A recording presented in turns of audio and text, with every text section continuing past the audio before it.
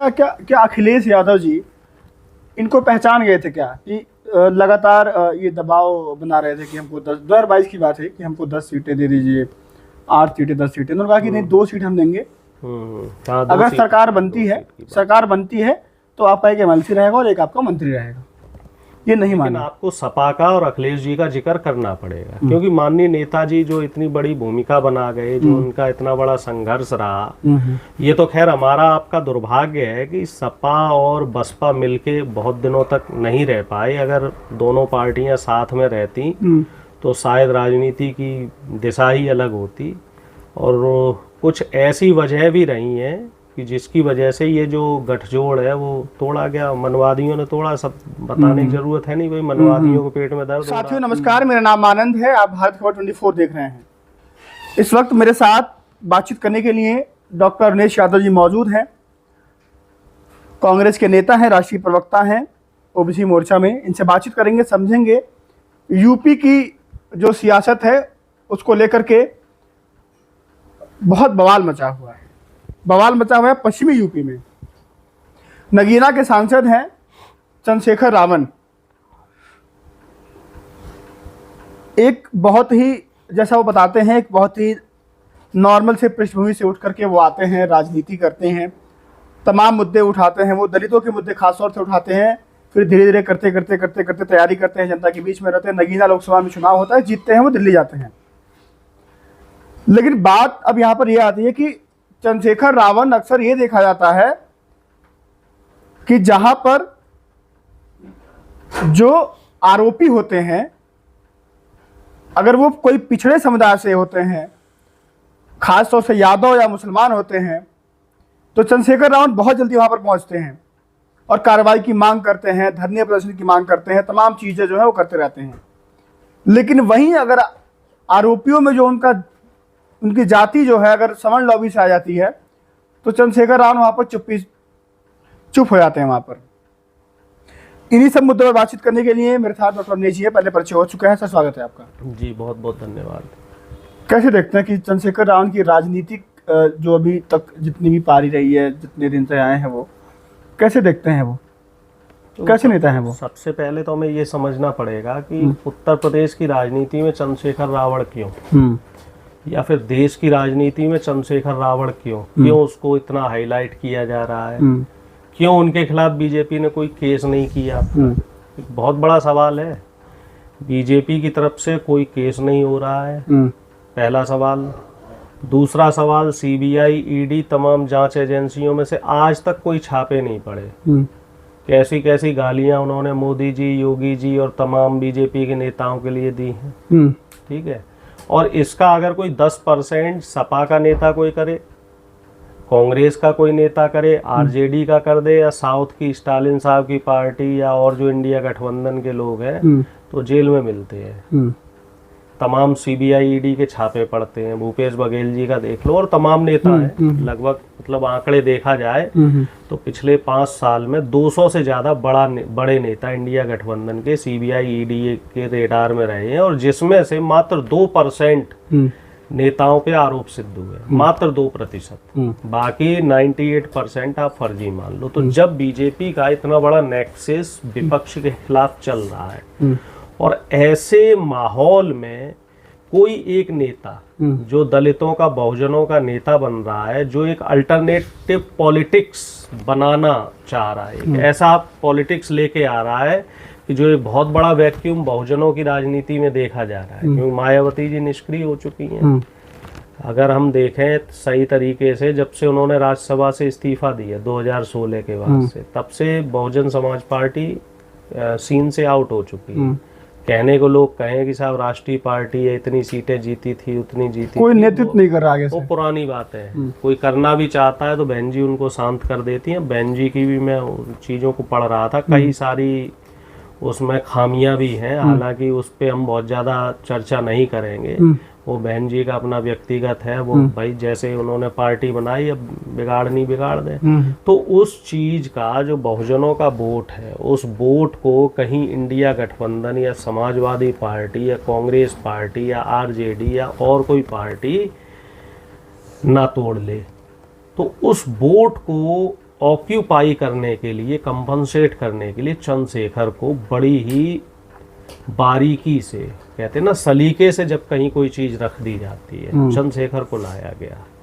जो आपने शुरू में ओपनिंग में एक बात कही थी, मुझे बड़ा सही लगी, मैंने भी स्टडी करी, कि जब किसी बीजेपी के नेता के खिलाफ बात हो, कोई आरएसएस के नेता के खिलाफ बात हो, या फिर कोई सवर्ण ठाकुर हो, पंडित हो, बनिया हो, वो कहीं दलित पे अत्याचार करता है, तो चंद्रशेखर वहाँ नहीं पहुँचते।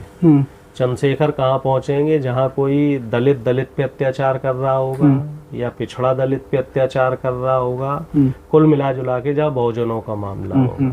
अभी मेरठ में एक ठाकुर समाज के व्यक्ति ने दलित परिवार के साथ बहुत अभद्रता करी, शादी वादी, वहाँ गहने चोरी कर ली, तो वहाँ मेरे ख्याल से चंद्रशेखर नहीं गए। चंद्रशेखर मथुरा पहुंचे, जबकि वहाँ वो मामला सॉर्ट आउट हो गया था। यादव समाज के कुछ लोग थे, उन्होंने दलित समाज के साथ अभद्रता की थी। हालांकि उसी गांव के यादव समाज के जो लोग थे, हमारे समाज के लोग, उन लोगों ने उन बेटियों की फिर दोबारा शादी कराने की जिम्मेदारी ली। अखिलेश जी ने पैसे भी भिजवाए थे। अखिलेश जी ने पैसे भिजवाए। हमारे जो बाराबंकी के सांसद है तनुज पुनिया जी, उन्होंने 1 लाख रुपए की मदद करी, और वो बाद में शादी में भी पहुंचे। और इसके अलावा यादव समाज के जो मथुरा के बड़े मुअज्जिज लोग थे, उन सब लोगों ने किया। लेकिन हालांकि मीडिया में ये चीज बाद में नहीं आई कि यादव समाज ने किया। मीडिया में सिर्फ इतनी आई कि यादव समाज ने दलित समाज के साथ बदनाम किया गया। और वहाँ चंद्रशेखर पहुंचे हीरो बनने के लिए। पुलिस के अधिकारियों से किस तरीके से बात कर रहे, वो भी देखो, गाली गलौज दे रहे हैं, है ना, धमका रहे हैं। तो क्या एक नेता की भाषा ऐसी होनी चाहिए? और एक नेता ऐसी भाषा का इस्तेमाल करने के बाद भी उसके ऊपर कोई कानूनी कार्रवाई नहीं हो रही है, तो आखिर उसके पीछे वजह क्या है? अब इसमें 2-3 चीजें और होती हैं। जैसे कांग्रेस के साथ इनका कभी गठबंधन नहीं हुआ। मध्य प्रदेश में भी ये चुनाव लड़े हैं, विधानसभा चुनाव राजस्थान में लड़े, राजस्थान में हनुमान बेनीवाल के साथ लड़े। और आपको ध्यान होगा बिहार चुनाव ये पप्पू यादव जी की जो पार्टी थी उसके साथ लड़े थे, तो वहां भी इन्होंने बी टीम की तरह काम किया था। और उत्तर प्रदेश की बात करी जाए तो उत्तर प्रदेश में अखिलेश यादव जी शायद इनको 2 या 3 सीटें देना चाह रहे थे, और ये बोले नहीं 2022 में, हाँ 22 की बात है, और ये कह रहे थे नहीं 10 सीटें चाहिए और 12 चाहिए, और अखिलेश जी के खिलाफ काफी अनर्गल बयानबाजी भी करी थी। हालांकि हमारी पार्टी का सपा से अलायंस नहीं हुआ था, लेकिन फिर भी हम लोगों ने एक दूसरे के ऊपर कभी छींटाकशी नहीं करी। तो जब आपकी विचारधारा एक है, जब आपका रास्ता एक है, भले ही आप साथ ना चलें, लेकिन एक दूसरे के खिलाफ आप काउंटर अटैक तो नहीं करेंगे ना। लड़ाई तो आपकी एक विचार मनुवाद से ही है ना, सामने वही खड़ा है, उसी से लड़ना आप लोग। सवाल वहीं आ जाता है कि आखिर चंद्रशेखर के जहन में क्या चल रहा है, चंद्रशेखर के अंदर क्या चल रहा है, क्या अच्छा क्या अखिलेश यादव जी इनको पहचान गए थे क्या कि लगातार ये दबाव बना रहे थे कि हमको 2022 की बात है कि हमको 10 सीटें दे दीजिए, 8 सीटें 10 सीटें, उन्होंने कहा कि नहीं 2 सीट हम देंगे। अगर सरकार बनती है तो आपका एक एमएलसी रहेगा और एक आपका मंत्री रहेगा। ये नहीं माने। देखिए, जहाँ तक मैं समझता हूँ, समाजवादी पार्टी पिछले 30-35 साल से उत्तर प्रदेश में राजनीति कर रही है, और यूपी की राजनीति की मुख्य धुरी है। आज की तारीख में अगर हम यूपी की बात करें तो समाजवादी पार्टी के बिना यूपी की राजनीति की आप बात नहीं कर सकते। आप चाहे उसे पॉजिटिव तरीके से करो, चाहे नेगेटिव तरीके से करो, लेकिन आपको सपा का और अखिलेश जी का जिक्र करना पड़ेगा, क्योंकि माननीय नेताजी जो इतनी बड़ी भूमिका बना गए, जो उनका इतना बड़ा संघर्ष रहा, ये तो खैर हमारा आपका दुर्भाग्य है कि सपा और बसपा मिलके बहुत दिनों तक नहीं रह पाए। अगर दोनों पार्टियां साथ में रहती तो शायद राजनीति की दिशा ही अलग होती। और कुछ ऐसी वजह भी रही हैं कि जिसकी वजह से ये जो गठजोड़ है वो तोड़ा गया। मनवादियों ने तोड़ा, सब बताने की जरूरत है नहीं भाई, मनवादियों को पेट में दर्द हो रहा था। तो अखिलेश जी भी इस चीज को समझे कि चंद्रशेखर जी का जो पैटर्न है वो क्या पैटर्न है। एक तो ब्लैकमेल पॉलिटिक्स करते हैं। ब्लैकमेल पॉलिटिक्स कैसे कि वो कमरे के अंदर कुछ और बात करेंगे और कमरे के बाहर जाके मीडिया में कुछ और बात करेंगे। आपका अगर गठजोड़ नहीं हो रहा है तो बाहर आपको इस तरीके से पब्लिसिटी करने की जरूरत नहीं है। हमारा 2022 में सपा के साथ गठजोड़ नहीं हुआ, हमने कुछ सीटें मांगी। अखिलेश जी का ये मानना था कि छोटी छोटी पार्टियों के साथ गठबंधन करके ज्यादा से ज्यादा सीट समाजवादी पार्टी लड़ेगी। हालांकि वो डिसीजन भी एक तरीके से हम कह सकते हैं कि उस डिसीजन का बहुत ज़्यादा फायदा सपा को नहीं मिला, सपा को नुकसान झेलना पड़ा। एक तो राजभर वो धोखा दे गए, ठीक है, वो भी, जबकि राजभर के ऊपर एहसान किया, बिल्कुल पार्टी जिंदा करी, बिल्कुल, है ना। राजभर 0 पे थे, उनके 6 विधायक आए, 7 छह विधायक, तो आज मंत्री बने बैठे हैं तो अखिलेश जी की वजह से, और अखिलेश जी के खिलाफ ही कटाक्ष करते हैं। दूसरा जयंत चौधरी, जयंत चौधरी की राजनीति खत्म हो चुकी थी, उनको राज्यसभा भेजा, 8 विधायक उनके जीते। इसके अलावा तीसरे जो बनाने वाले हैं, स्वामी प्रसाद मौर्य को बनाया। स्वामी प्रसाद मौर्य भी लोटे की तरह, वो कह सकते हैं कि इधर से उधर लुढ़क रहे थे। अब अगर वो, तो चलिए ऊपर वाले का शुक्र है कि चंद्रशेखर से गठबंधन नहीं हो पाया, नहीं तो एक मामला और ये फंस जाता, और ये मामला ऐसा फंसता कि ये बहुत भारी पड़ जाता। तो अखिलेश जी ने कहीं ना कहीं उस समय मौके की नजाकत को समझ लिया था कि ये पॉलिटिशियन नहीं है, ये ब्लैकमेलर है। और ब्लैकमेल पॉलिटिक्स बहुत ज़्यादा समय तक आप नहीं कर सकते। चलिए, अच्छा है आप संसद में मुद्दे रख रहे हैं, बहुजनों की बात कर रहे हैं, लेकिन जो आपका काम करने का तरीका है उससे बहुजन समाज को फायदा कम है, नुकसान ज़्यादा है। आप इनके भाषण देखिए, कहीं ये युवाओं से बात करते हैं तो उसमें कहीं भी अखिलेश यादव जी का भाषण कंपेयर करना, अखिलेश यादव जी कहीं भी युवाओं से बात करेंगे तो किसी से ये नहीं कहेंगे कि हक नहीं मिल रहा है तो छीन लो, मार दो, पीट दो, कभी नहीं कहेंगे। वो हमेशा संविधान की बात करते हैं। खैर अखिलेश जी की और इनकी कोई तुलना भी नहीं है। खैर एक बात, एक नेता जो होता है वो अपने समाज को कैसा संदेश देता है, बिल्कुल, मेरे कहने का मतलब सिर्फ इतना था।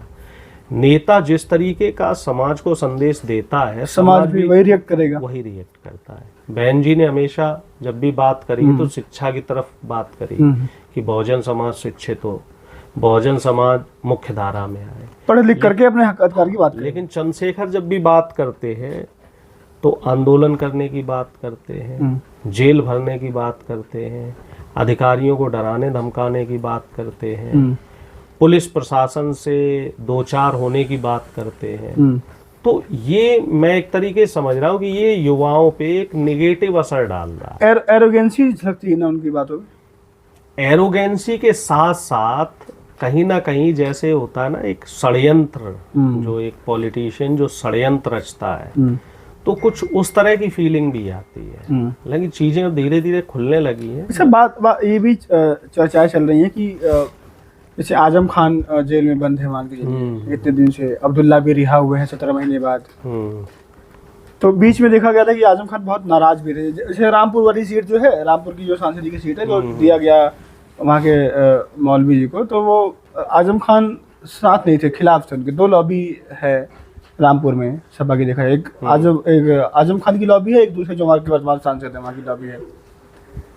उनके बेटे अब्दुल्ला आ भी गए हैं, तो वो जो वर्तमान वहाँ के सांसद वो मिलने नहीं गए, ना कोई स्वागत समारोह किया या जो भी चीज़ें हैं।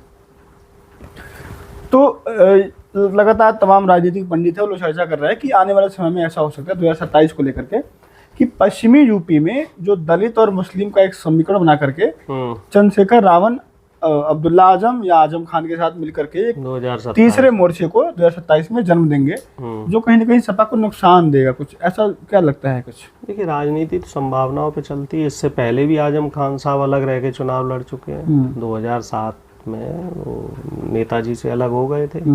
हालांकि बाद में उन्होंने अपनी गलती स्वीकारी और 9 में हार भी गए, चुनाव हार गए। वो गलती स्वीकार के वो वापस सपा में आए, बोले कि साहब गलती हो गई, आगे से कभी नहीं होगा। अब अगर इस बार कुछ ऐसा होता है तो मुझे ऐसा लगता है, उस समय तो आजम खान साहब की राजनीति सवाब पे थी, तब वो कुछ नहीं कर पाए। तो अब तो खैर वो राजनीति के ढलान पे हैं। और रही बात अब्दुल्ला आजम की, तो अब्दुल्ला आजम का भी कोई बहुत ज्यादा जनाधार नहीं है। वो अपना चुनाव तो खुद ही उपचुनाव एक हार चुके हैं। और दूसरी बात अगर करी जाए चंद्रशेखर की और इनके गठजोड़ की, तो निश्चित तौर पे कुछ ना कुछ तो नुकसान पहुंचाएंगे। जब कोई भी पार्टी चुनाव लड़ती है, कोई राजनीतिक पार्टी 100, 200, 500, 1000, 2000 कुछ तो वोट नुकसान तो नुकसान है। और वो जो वोट लेगी तो वो वोट किसका जाएगा? जाहिर सी बात है विपक्ष का जाएगा, क्योंकि बीजेपी के अल्टरनेटिव में व्यक्ति आपको देख रहा है। अब या तो वो समाजवादी पार्टी इंडिया गठबंधन को देखेगा, या बीजेपी को देखेगा, या जो तीसरा कैंडिडेट खड़ा हो रहा है उसे देखेगा। तो अब इसमें सबसे बड़ा जो रोल है वो विपक्ष का, जो प्रमुख इंडिया गठबंधन समाजवादी पार्टी का, ये आता है कि कार्यकर्ता लेवल पे, जो बूथ लेवल पे ज़्यादा से ज़्यादा इस तरह के जो नेता हैं, जो छुटभइये नेता पनप रहे हैं, जो ब्लैकमेलर नेता हैं, तो इनके खिलाफ एक जागरूकता अभियान चलाने की ज़रूरत है। क्योंकि गांव-गांव में जब बैठक हो तो एक बार सबकी नज़र में ये बात डाल दी जाए कि जो आजम खान या इस तरह से मान लीजिए चंद्रशेखर रावण अगर कोई अल्टरनेटिव पॉलिटिक्स बनाते हैं तो उस पे ज़्यादा गौर ना किया जाए, क्योंकि लड़ाई यहाँ पे सीधी बीजेपी से, और बीजेपी से लड़ाई उत्तर प्रदेश में समाजवादी पार्टी ही लड़ेगी, या समाजवादी पार्टी के साथ जो दल रहेंगे गठबंधन में वो लड़ेंगे। अलग अगर कोई लड़ाई लड़ रहा है इसका मतलब बीजेपी की बी टीम की तरह काम कर रहा है। जैसे बहन जी पिछले 3-4 चुनाव में बीजेपी की बी टीम की तरह काम करती रही हैं। हालांकि मैं उन पे डायरेक्ट कोई कमेंट नहीं, उनके बयान भी आते हैं कि जहाँ पर आपको हाथी बसपा को वोट ना देना हो तो वहाँ पर आप कमल दबाइएगा। वो दरअसल उनका पुराना कुछ है गेस्ट हाउस काउंट और पता नहीं क्या, राजनीतिक पंडित लोग ऐसे बताते हैं कि गेस्ट हाउस काउंट की जो खुन्नस है तो अब तक चल रही है। अब उस समय क्या हुआ था क्या नहीं हुआ था, क्योंकि राजनीति में तो चीज़ें समय के हिसाब से बदलती हैं, और हो सकता है उसको बहाना लेके जो असली निशाना है वो कहीं और साधा जा रहा हो।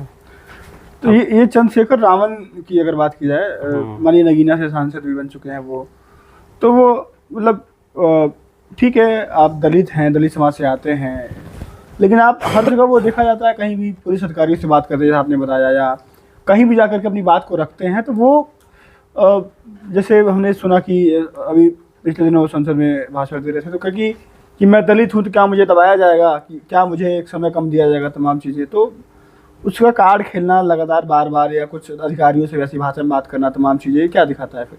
ब्लैकमेलिंग पॉलिटिक्स, मैंने आपसे बोला था ना कि ब्लैकमेलिंग पॉलिटिक्स है, और विक्टिम कार्ड खेलना है। मेरे साथ शोषण हो रहा है, मेरे साथ अत्याचार हो रहा है। आप चुने हुए सांसद हैं, एक पार्टी को चला रहे हैं, तो आपके साथ कौन अत्याचार शोषण कर लेगा? और अगर कहीं कुछ हो रहा है तो कोर्ट का रास्ता है, कोर्ट का रास्ता अपनाया जाए। और संविधान में बहुत सारी चीज़ें हैं, बहुत सारे रास्ते हैं। लोकसभा चुनाव जो 2024 का हुआ तो आपने देखा ही है, ये भी इंडिया गठबंधन के साथ नहीं आए, जबकि हम लोगों ने संदेश पहुंचवाए थे और तमाम दल हमारे साथ जुड़े। और देखा जाए तो राजनीति में एक बहुत बड़ा परिवर्तन भी आया, जो प्रधानमंत्री की जो मोनोपोली रही, 400 सीट की जो मोनोपोली थी, जो वो एक सपना देख रहे थे कि देश का संविधान बदल देंगे, देश में रूस की तरह, चीन की तरह और कोरिया की तरह डिक्टेटरशिप लाएंगे और आजीवन वही बैठे रहेंगे, देश के जो है सर्वे सर्वा और हाकिम रहेंगे। तो वो सपना तो देश के विपक्ष ने तोड़ दिया। अब मोदी जी उस चीज का जो सदमा है उससे अभी नहीं निकल पाए हैं, तो उस सदमे से निकलने के लिए, उसकी भरपाई के लिए वो बराबर डैमेज कंट्रोल के रूप में इस तरह की जो पार्टियां हैं, चाहे वो चंद्रशेखर की पार्टी हो या फिर आपके जो हैदराबाद वाले हैं ओवैसी साहब, उनको हो, और कई जगह ये भी देखने में आया कि आम आदमी पार्टी भी बहुत कुछ बीजेपी को कहीं कहीं फायदा दे देती है। तो इन सब पे भी प्रधानमंत्री ध्यान दे रहे हैं, बीजेपी ध्यान दे रही है। और इसमें जो महत्वपूर्ण रोल आ जाता है वो आता है इंडिया गठबंधन का। और इंडिया गठबंधन में देखा जाए तो दो ही पार्टी हैं जो बड़ी हैं, मेन है, प्रमुख है इस समय। एक तो कांग्रेस है और दूसरी समाजवादी पार्टी, को समाजवादी पार्टी इस समय तीसरे नंबर पे। और इनके जो नेता हैं राहुल जी हैं, अखिलेश जी हैं, तो दोनों के ऊपर बड़ी अहम जिम्मेदारी आ जाती है कि इस तरह के जो ब्लैकमेलिंग करने वाले, विक्टिम कार्ड खेलने वाले नेता हैं, तो इनसे थोड़ा सा सचेत रहना तो पड़ेगा। यूपी के दलितों को अब समझना होगा ना कि सच में हमारी लड़ाई लड़ कौन रहा है। दलित जागरूक है। इस बार देखिए आप कि जो बीजेपी का विजय रथ रोका गया, तो आपको क्या लग रहा है? मैंने उनके संभव नहीं था ये। यादव मुस्लिम वोट से नहीं। राजनीतिक परिवर्तन हुआ है? नहीं। बहुत सारी जो संख्या है, कम से कम 40% से ज़्यादा दलितों ने वोट दिया है। और जिस तरीके के हालात अभी बन रहे हैं, तो मुझे ऐसा लग रहा है कि राजनीतिक परिवर्तन होगा और 27 में बहुत बड़ी मार्जिन के साथ इंडिया गठबंधन या समाजवादी पार्टी सत्ता में आ सकती है। क्योंकि जिस तरीके के अभी हालात बन रहे हैं, तो यूपी की जनता अल्टरनेटिव पॉलिटिक्स या अल्टरनेटिव जो एक विकल्प होता है उसकी तरफ ध्यान दे रहा है। आखिरी सवाल होगा आपसे कि यूपी के खास तौर के दलितों की अगर बात करें तो क्या कहेंगे कि चंद्रशेखर रावण को लेकर के वो क्या जैसे मन में चल रहा है उनको, तो क्या कहेंगे, क्या सोचे इनके बारे में? दलित समाज जो उत्तर प्रदेश का है वो अपने समाज के किसी नेता को देखना चाहता है, क्योंकि मायावती जी निष्क्रिय हो चुकी हैं। तो होता है ना कि घुटने पेट की तो रावण है ना उनके सामने, चंद्रशेखर रावण है, लेकिन अब रावण का जो रवैया है वो भी कोई दलितों की मसीहा नहीं है। देखिए बहन जी ने बहुत सारे चाहे कैसे भी काम किए हों, लेकिन एक चीज तो मानना पड़ेगा कि जो अति दलित थे, अति पिछड़े थे, उनके लिए काम किया है। और उनका व्यक्तिगत कुछ भी रहा हो, लेकिन उत्तर प्रदेश में जो दलित समाज है और अति पिछड़ी जातियां हैं, उनका सही मायने में जो मुख्य धारा में लाने का काम है, जो बैकलॉग सीट्स भरी हैं तमाम सरकारी विभागों में बहन जी ने भरी है। उसके बाद से जब से बहन जी की सरकार और अखिलेश जी की सरकार गई, पिछले 7-8 साल में तमाम सीटें बैकलॉग हो चुकी हैं। लाखों की संख्या में पद खाली है दलितों के, पिछड़ों के, और बीजेपी इस पे काम नहीं कर रही है। तो चंद्रशेखर को इस तरफ ध्यान देना चाहिए। अगर जनता आपको पसंद कर रही है, सराह रही है, आपको वोट दे रही है और आपको सराखे पे रख रही है, तो आपको अपने समाज के साथ धोखा नहीं देना चाहिए। आपको बीजेपी की गोद में ऐसे बैठ के बॉलिंग नहीं करनी चाहिए। जो मेरा अपना जो व्यक्तिगत मानना है कि जो समाज के जो जेन्युइन मुद्दे हैं, कि जो दलितों की, पिछड़ों की जो हकमारी हो रही है, उसके खिलाफ आंदोलन करें। और एक जो आंदोलन का तरीका है, उस तरीके से मूवमेंट चला के आंदोलन करें, जिससे कि समाज को फायदा मिले, ना कि इधर उधर जाके धरने करना, रोड जाम करना, और कहीं कोई हत्या या कुछ हो गया है तो वहाँ अधिकारियों पे दबाव बनाना। तो वो तरीका गलत है, उसको मैं राजनीति नहीं मानता। लॉन्ग टर्म वाला एक होना चाहिए ना, लॉन्ग टर्म। ये शॉर्ट टर्म गोल है, तो इससे चंद्रशेखर को बचना होगा। उनकी खुद की पॉपुलैरिटी बढ़ सकती है इससे, खुद का एक वो मुझे ऐसा लग रहा है वो अपनी ही पॉपुलैरिटी बढ़ाने में लगे हुए हैं। कहीं भी कोई एक ऐसा आंदोलन मुझे चंद्रशेखर का नहीं दिखता है जिसमें कोई दूसरा निकल गया, नहीं जनता को फायदा होगा। वो अपना चेहरा जरूर उन्होंने चमकाया है। ठीक। तो इन तमाम मुद्दों पर बातचीत हुई। खासतौर से बात यही है कि 2027 चुनाव के पहले पश्चिमी यूपी में क्या राजनीतिक खिचड़ी पक रही है। चंद्रशेखर रावण नगीना से सांसद हैं और अब्दुल्ला आजम खान के सुपुत्र हैं। 17 महीने जेल के बाद बाहर आए हैं और तमाम चीज़ें चल रही हैं कि अलग एक कह सकते हैं कि तीसरा मोर्चा बन सकता है। बता दें कि पश्चिमी यूपी में दलित की जो समुदाय की आबादी है या मुस्लिम आबादी एक बहुत अच्छी संख्या में है। आखिर क्या ज़रूरत है इसकी, या वो जो दलित और मुस्लिम वोट बैंक है वो लोग समझते हैं कि हमारी लड़ाई लड़ कौन रहा है सही मायनों में। ये तमाम मुद्दे हैं, आप लोग क्या समझते हैं। एक बैठक थी ये, लगातार चैनल पे एक्टिव हो जाइए आप लोग। ऐसी वीडियो जाती रहेंगी, एक चर्चा परिचर्चा होगी, बैठकें होंगी आने वाले समय में। तमाम मुद्दे जो होंगे उन पर बातचीत होगी। जुड़ जाइए हमारे साथ। फिलहाल के लिए नमस्कार।